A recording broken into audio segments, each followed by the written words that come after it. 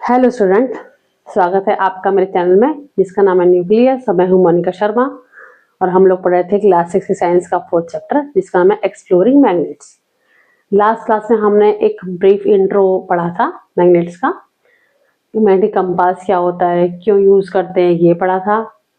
Magnet की shape कौन कौन सी होती है, ये पढ़ा था। और मैग्नेटिक मटेरियल और नॉन मैग्नेटिक मटेरियल कौन कौन से होते हैं, ये पढ़ा था। अब एक क्वेश्चन आता है कि अगर कोई मैग्नेट है तो क्या वो चीजों को इक्वली अट्रैक्ट करेगी या उसके कुछ पार्ट पे ज्यादा अट्रैक्ट करेगी और कुछ पार्ट पे कम करेगी।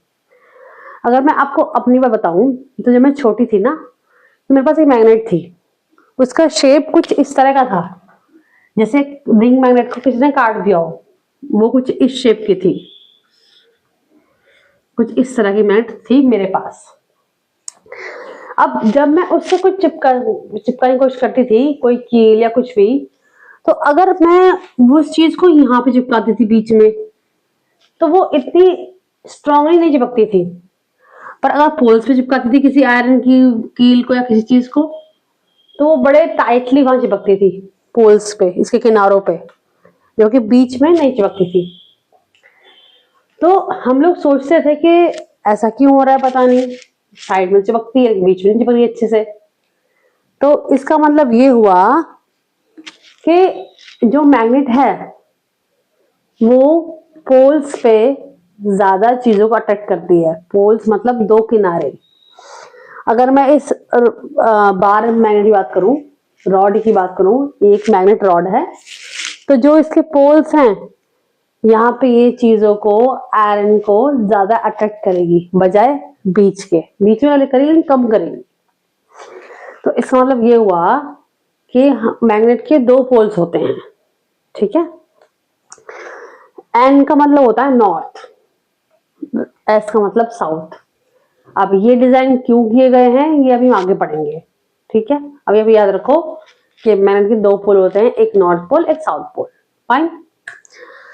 अब एक क्वेश्चन ये आता है, क्या कोई मैग्नेट सिंगल पोल के साथ भी हो सकती है? क्या सिंगल पोल के साथ भी धरती पे एग्जिस्ट करती है? तो इसका आंसर है नहीं। आप किसी मैग्नेट को अगर माइन्यूटली ब्रेक करोगे ना, कि मतलब उसका साइज बिल्कुल ना के बराबर भी है, तब भी वो मैग्नेट सिंगल पोल में एग्जिस्ट नहीं करेगी। मैग्नेट के हमेशा दो पोल होते ही हैं।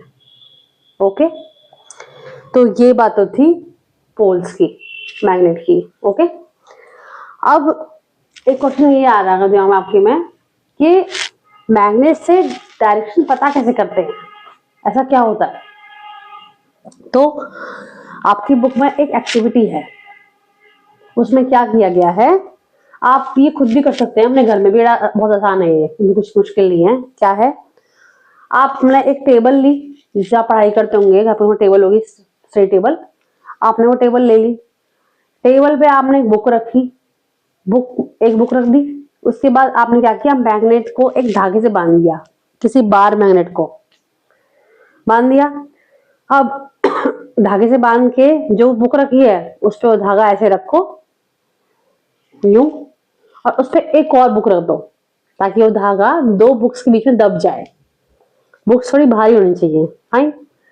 अब क्या हुआ, अब वो जो मैग्नेट है वो लटकी हुई है उस धागे के सहारे।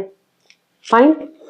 अब क्या करोगे, आप उस मैग्नेट के ठीक नीचे एक पेपर चिपकाइए जमीन पर, और उसके बाद आप क्या करेंगे कि ये जो मैग्नेट है इसको आप वो करिए, रोटेट करिए, हल्का सा घुमाइए ऐसे करके, और उसके बाद वो जिस डायरेक्शन में रुकती है उसको नोट कीजिए उस पेपर के ऊपर।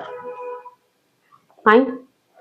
अब आपको ये तो पता होगा कि सूरज कहाँ से निकलता है, कहाँ छिपता है। पूरब से निकलता है, ईस्ट से, और वेस्ट में छुप जाता है, ये तो जानते ही हैं।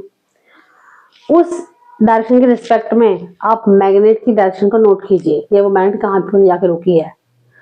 वो डेफिनेटली नॉर्थ और साउथ डायरेक्शन में ही रुकेगी, ठीक है। अब ऐसा क्यों होता है?